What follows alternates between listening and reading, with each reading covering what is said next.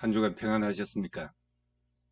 기독교는 어떻게 유대교와 구별되어 새로운 종교가 되었는가? 이 문제를 같이 나누려고 합니다.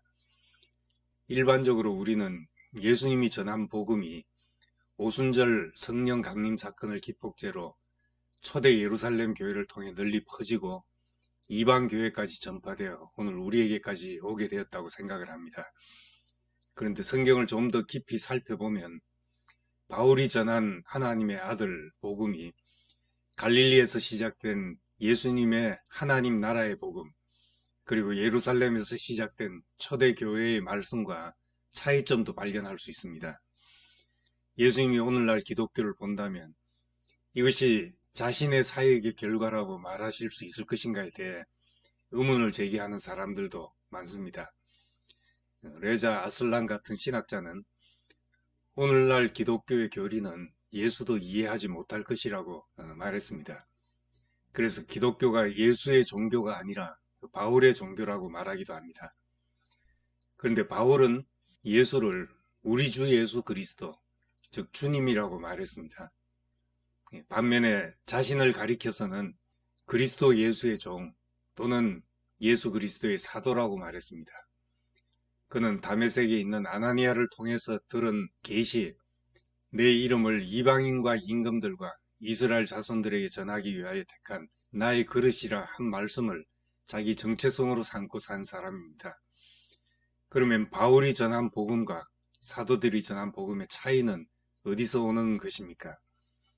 우선 갈라디아서 1장에 보면 바울은 다른 복음을 따르는 자들을 이상하게 생각한다고 했고 다른 복음을 따르는 자들은 저주를 받을 것이라는 심한 말까지 했습니다. 바울의 복음은 무엇이고 바울이 말하는 다른 복음은 무엇입니까?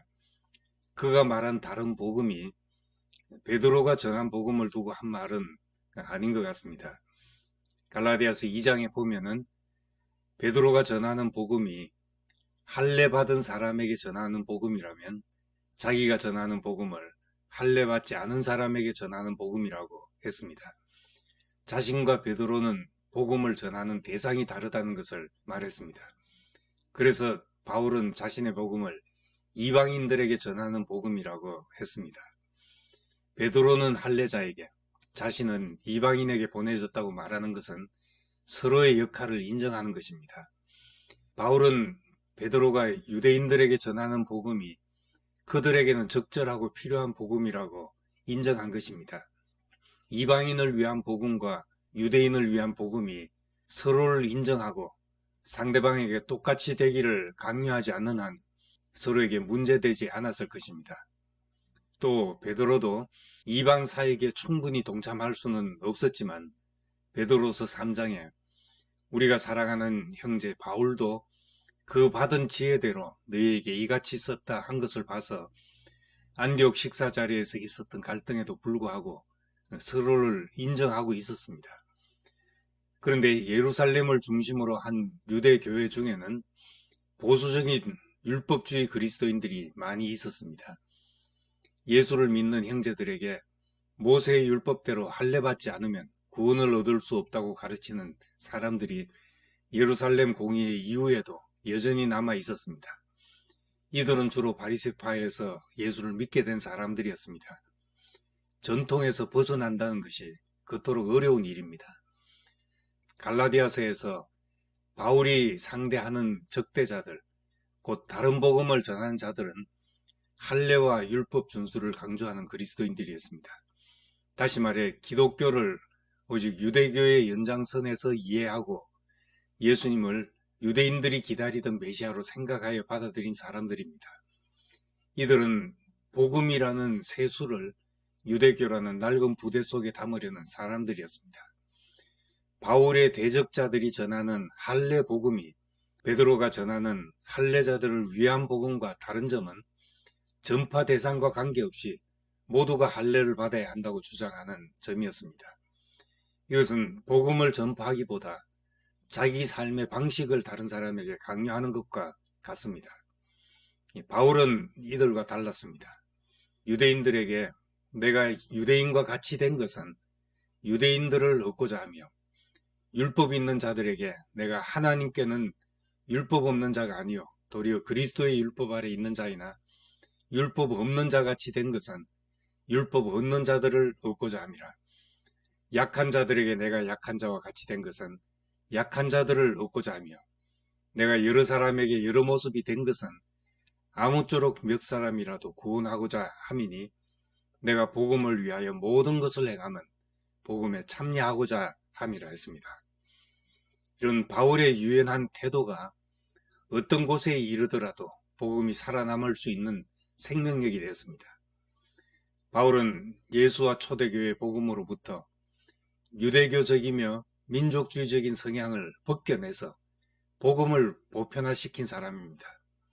유대인 중에 유대인이었던 바울에게는 왜 할례와 율법이 문제되지 않았을까요?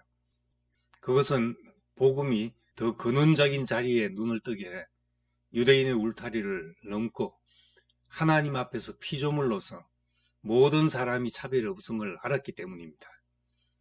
가난한 자들에게 전파된 복음, 흑암에 앉은 백성에게 비치는 빛은 모든 사람에게 차별 없이 주어지는 은혜임을 알았기 때문입니다. 오늘날 바울에게 자신이 전한 복음에 대해서 말할 기회를 준다면 예수는 심었고 나는 물을 주었을 뿐이다 라고 할지도 모릅니다. 예수님의 단순하고 실전적인 생애가 바울의 심오하고 신학적인 선포와 차이가 느껴진다고 해서 예수의 생애와 바울의 선포가 단절된 것은 아닙니다. 바울이 없었어도 예수의 복음은 어떤 모양으로든 흘러갔을 것이지만은 예수의 삶이 없이는 바울의 사상은 존재할 수 없기 때문입니다. 이렇게 예수의 복음과 초대교회와 바울의 선포가 다르게 느껴질 만큼 다양한 변화를 겪으며 우리에게까지 왔습니다. 예루살렘 유대주의 그리스도인들은 전통의 옷을 시대에 맞게 갈아입지 못했기 때문에 그 시대 이후로 지속되지 못하고 사라졌는지도 모릅니다. 자기가 믿고 확신하는 바가 절대적이고 전부라고 생각하면 다른 사람에게 자신의 확신을 강요하게 되고 어떤 차이도 용납할 수 없는 사람이 돼버리고 맙니다. 예루살렘 성은 12문 12보석으로 지어졌다고 했는데 복음이 교리화되고 획일화되면 12문이 있는 새 예루살렘 성과 같은 청량할 수 없는 그리스도의 풍성을 누릴 수 없게 됩니다. 바울이 선포한 복음은 예수의 복음과 다르다고 오해될 만큼 유대교 전통과 단절하고 새로운 옷으로 갈아입었지만 그 덕분에 오늘날 우리에게까지 복음이 도달하게 됐습니다. 우리도 표면적인 형식이나 문화 또는 언어의 제한을 뛰어넘어 복음의 참된 의미를 취할 수 있다면 시대를 넘어 오고 오는 세대에 영원히 복음을 선포할 수 있을 것입니다. 감사합니다.